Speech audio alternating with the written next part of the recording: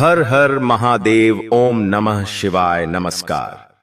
भक्तों, दोस्तों, 14 जुलाई सावन का पहला सोमवार के दिन गाय की पूंछ के चमत्कारी उपाय जरूर कर लेना। पूरे साल जमकर पैसा आएगा।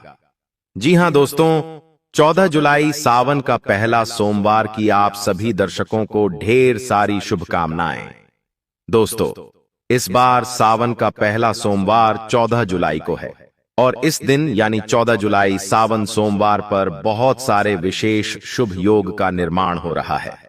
दोस्तों, कई ग्रह नक्षत्र का एक साथ मिलन होने के कारण इस दिन कई सारे राजयोग सिद्धि का भी निर्माण हो रहा है और इस दिन ब्रह्मा नामक योग बन रहा है और सिद्धि नामक योग भी बनेगा।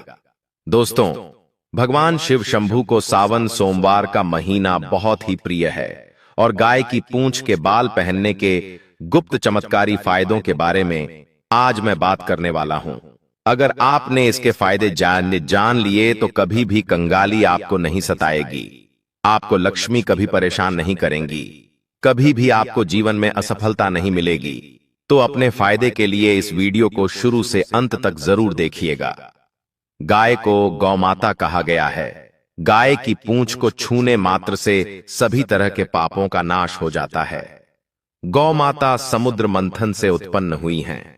जगत कल्याण के लिए देवताओं को उन्होंने अपने शरीर में स्थान दिया और इसके दूध को अमृत समान माना जाता है।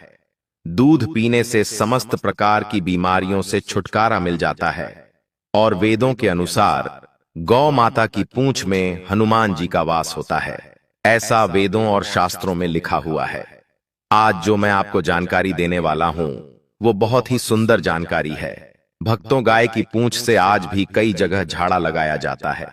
अगर किसी को नजर दोष हो, नजर उतारनी हो तो गौ माता की पूजा के जो बाल होते हैं उससे झाड़ा लगाने मात्र से तत्काल ही बुरी नजर उतर जाती है और गाय से मिलने वाले दूध, घी, मक्खन, दही, गोबर को मिलाकर बने पंचगव्य के बहुत ही अनेकों फायदे हैं। ये हजारों रोगों की दवा है। आज भी कैंसर जैसी बड़ी बीमारी से छुटकारा पाने के लिए गौमाता के पंचगव्य से बने हुए रत्न का प्रयोग किया जाता है। आज की वीडियो बहुत ही सुंदर है। अगर आप हिंदू हैं तो इस पूरी जानकारी को बहुत ही ध्यान से सुनिएगा। तो चलिए बताते हैं आपको गाय की पूंछ के चमत्कारी फायदों के बारे में। यदि दुख और दुर्भाग्य आपका पीछा नहीं छोड़ रहे हैं, दोनों आपके जीवन में निरंतर बने रहते हैं, आप हमेशा दुखी रहते हैं, दुर्भाग्य आपके सर पर ही बैठा रहता है, तो ऐसे में आप गौ माता के बाल जरूर धारण करें। कैसे धारण करना है आपको? इसको अपने ताबीज में बना करके अपने गले में धारण करना होगा। भक्तों, गाय के बाल धारण करने से दुर्भाग्य दूर दूर तक आप पर नजर नहीं लगा पाएगा। आप एक बार इस चीज को अवश्य करके देखिएगा। कुछ बाल आप ले लें, गौ माता की पूंछ के थोड़े से टुकड़े आप ले लें और उसे ताबीज बनाकर आप धारण कर लें। अगर किसी को अकाल मृत्यु का खतरा है या मृत्यु योग है, जिन लोगों को काल सर्प दोष या पितृ दोष लगा हो, तो ये दोनों दोष ही मृत्यु योग बनाते हैं। तो इन दोषों को दूर करने के लिए, इन दोषों से बचने के लिए भी आपको गौ माता की पूंछ के बाल को अवश्य ही धारण करना चाहिए। हमारे हिंदू धर्म में, शास्त्रों में ऐसा माना जाता है कि गौ माता को अगर आप घास खिलाते हैं तो धन की कमी आपको कभी भी नहीं सताएगी।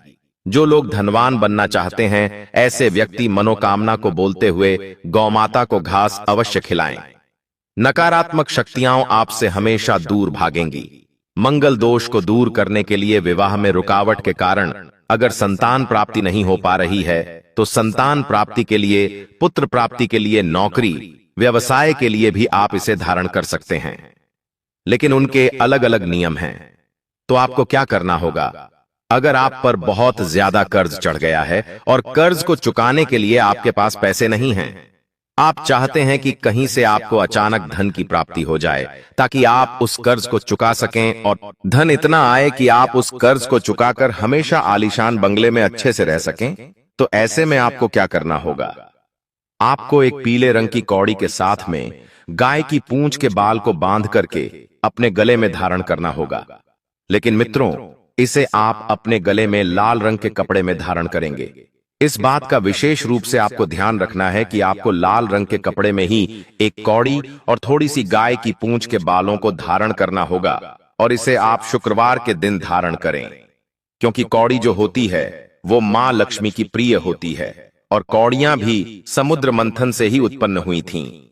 अगर किसी व्यक्ति को रक्त संबंधी बीमारी हो गई हो या किसी प्रकार की रक्त संबंधी बीमारी है, तो ऐसे में उसे गौ माता की पूंछ के बाल धारण करवा देना चाहिए, क्योंकि गौ माता की पूंछ में हनुमान जी का वास होता है। हनुमान जी महाराज मंगल का स्वरूप माने जाते हैं। मंगल से रक्त संबंधी सभी बीमारियां दूर होती हैं, तो यह रक्त संबंधी बीमारियों को दूर करने का सबसे ज्यादा 100% काम करने वाला उपाय है। आप किसी भी रक्त संबंधी बीमारी वाले व्यक्ति को गौ माता की पूंछ के बाल धारण करवा दें। गौ सेवा से भी हमारा दुर्भाग्य दूर होता है। गौ माता की सेवा करना बहुत ही आवश्यक है। अगर कोई व्यक्ति आपकी बात नहीं मानता है, तो ऐसे में आपको गौ माता की पूंछ के बालों को एक इलायची के साथ अपने गले में धारण कर लेना चाहिए। इससे सामने वाले व्यक्ति पर एक आप अलग ही छाप छोड़ते हैं। कहा जाए तो आप जो भी बोलेंगे उसका पूरा प्रभाव सामने वाले व्यक्ति पर पड़ने लगेगा, और जो आप कहेंगे वह उससे 100% सहमत होगा। तो ऐसे में आपको इस उपाय को अवश्य करना चाहिए। अब मैं आपको बताता हूं कि कौन सी गौमाता की पूंछ के बाल आपको धारण करने चाहिए। तो जो सफेद रंग की गौमाता होती हैं, जो बिल्कुल ही सफेद रंग की हों, उनके पूंछ के बाल आपको धारण करने चाहिए। और कैसे करना चाहिए? धारण तो आपको तांबे के ताबीज में 5 तुलसी के पत्ते के साथ थोड़ा सा सिंदूर डालकर मंगलवार के दिन धारण करना होगा, और इसे धारण कीजिए। आपको अत्यंत लाभ की प्राप्ति होगी। अगर आपको किसी भी चीज से डर लगता है, रात में भयानक सपने आते हैं, बार बार मन में घबराहट होती है, सांस लेने में दिक्कत आती है, कोई भी बात आपके दिमाग पर भारी असर डालती है, यानी किसी ने कुछ बोल दिया तो वो बात दिमाग से जाती नहीं, तो ऐसे में आप इस ताबीज को अवश्य धारण कीजिएगा।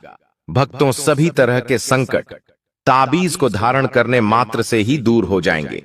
भक्तों, वीडियो में आगे बढ़ने से पहले वीडियो को एक लाइक करें, कमेंट बॉक्स में जय गौ माता जरूर लिखें और चैनल को सब्सक्राइब कर लें। और हां, अगर कोई मेरी इस वीडियो को देख रहा है तो आप भी हर सनातनी को इस जानकारी को अवश्य बताएं। हर हिंदू व्यक्ति इस वीडियो को जरूर शेयर कीजिए, ताकि गौ माता की रक्षा और सेवा हर हिंदू पूरे मन और विश्वास के साथ कर सके, क्योंकि इससे हर तरह के दुर्भाग्य को आप दूर कर सकते हैं, हर तरह की नकारात्मकता को पूरी तरह से दूर कर सकते हैं। साथ ही साथ धन प्राप्ति, लक्ष्मी प्राप्ति, कर्ज मुक्ति, संतान प्राप्ति, सभी तरह के सुखों की प्राप्ति भी आप इससे कर सकते हैं, क्योंकि सभी देवी देवताओं को माता गौ ने अपने शरीर में स्थान दिया हुआ है। इनके हर एक अंग से ली गई चीज पूजनीय है। इनके हर एक अंग को छूने मात्र से ही आपके शरीर में जो भी विकार हैं, जो भी बीमारियां हैं, वो तुरंत ही दूर होने लगेंगी। हर तरह के नजर दोष, शारीरिक दोष दूर हो जाएंगे। दोस्तों, शास्त्रों के मुताबिक गौमाता में सारे देवी देवता निवास करते हैं। 33 कोटि देवी देवता और पितरों का भी निवास होता है। अगर आप किसी मंदिर में नहीं जा सकते, पूजा पाठ नहीं करते, कहीं जाकर के ग्रह दोषों का उपाय नहीं कर सकते, तो आपको गाय को एक रोटी जरूर खिलानी चाहिए। हमेशा कहते हैं, पहली रोटी गाय को अगर आप भी ऐसा करते हैं तो दुनिया के सारे सुखों को प्राप्त कर सकते हैं। हिंदू धर्म में गाय को देवी लक्ष्मी से जोड़ा जाता है, जो धन और समृद्धि की देवी हैं। इसलिए गाय को पहली रोटी खिलाने की सलाह दी जाती है। इसे माता लक्ष्मी को प्रसन्न करने और सौभाग्य लाने का तरीका माना जाता है। आपने अक्सर सुना होगा कि रसोई में पहली रोटी जो भी बने, गाय को दे देना चाहिए। हर रोज गाय को एक रोटी देने से आपके जीवन के सभी दुख दर्द दूर हो जाते हैं। खाना बनाते वक्त हमेशा पहली एक रोटी गाय की निकाल दें। इसके बाद ही परिवार के बाकी सदस्यों के लिए रोटियां सेकनी चाहिए। कोशिश करनी चाहिए कि गाय की उस रोटी में थोड़ा सा हल्दी मिला दें। इससे गाय को रोटी खिलाने का अपार फल प्राप्त होता है। अगर एकादशी का दिन हो तो आटे की छोटी सी लोई बना लें और उसमें हल्दी मिलाकर गाय को खिलाना चाहिए। इससे जीवन में शुभता, वैभव और धन संपत्ति का वास होता है। आप जो भी हासिल करना चाहते हैं जिंदगी में वो मिनटों में प्राप्त हो सकता है। अगर आपको लगता है कि आपके सारे ग्रह खराब हैं, तो ऐसे में गाय को पहली रोटी रोज खिलाएं। सभी ग्रह धीरे धीरे शुभ हो जाएंगे। कभी कभी जीवन में लंबे समय से कोई शुभ मंगल कार्य नहीं हो रहे होते, तब ऐसे में आप गाय को रोटी खिलाएं। गाय के मस्तक को छूकर अपनी मन्नत कहें, प्रणाम करें, तो आपकी मन्नत जरूर पूरी होगी। तो यह था गाय को क्या खिलाना चाहिए उसके बारे में, लेकिन गाय को क्या नहीं खिलाना चाहिए। अब हम जानते हैं दोस्तों, रोटी तो हर कोई खिलाता है, लेकिन गाय की रोटी बासी नहीं होनी चाहिए। यानी एक दिन पहले की रोटी जो बनी रहती है और आप दूसरे दिन खिला देते हैं, वह नहीं खिलाना चाहिए। कई बार आप रोटी बना लेते हैं और उस दिन गाय नहीं मिलती तो रोटी रखी रह जाती है, फिर वो अगले दिन खिलाना गाय का अपमान माना जाता है, वो रोटी बासी कहलाती है। इसलिए गाय को एक दिन पहले की बची हुई रोटी नहीं खिलानी चाहिए। सड़ी गली चीजें, खराब चीजें गाय को मत खिलाइए, इससे घर में परेशानी आती है। अपनी आदत को बदलिए। अगर आप ऐसा करते हैं तो इससे घर में तकलीफ आती है। दोस्तों, सावन सोमवार पर मोरपंख अवश्य घर में लाना चाहिए। किसी खास मौके पर ही मोरपंख घर में लाना चाहिए। यह बहुत ही शुभ और मंगलकारी माना जाता है। मोरपंख कई शक्तियों से भरा पड़ा है। जहां मोरपंख होता है उस घर में गरीबी कभी नहीं आती। ऐसे घर पर सदैव भगवान कृष्ण की कृपा बनी रहती है। दोस्तों, शिव पुराण के अनुसार माना जाता है कि सावन सोमवार पर व्रतधारी को धतूरा अवश्य खा लेना चाहिए। भले ही थोड़ा सा खाएं, लेकिन जरूर खाएं, इससे व्रत पूरा होता है। इस दिन धतूरा खाने से संपूर्ण फलों की प्राप्ति हो जाती है। अगर आप धतूरा नहीं खाते हैं तो थोड़ा बहुत चख लें। तो मुझे उम्मीद है कि आज के इस वीडियो को आप सभी ने बहुत ही ध्यान से सुना होगा और यह वीडियो आपको पसंद आई होगी, क्योंकि हम ऐसे ही प्राचीन शास्त्रीय वीडियो लाते रहते हैं। आज के वीडियो में बस इतना ही। धन्यवाद।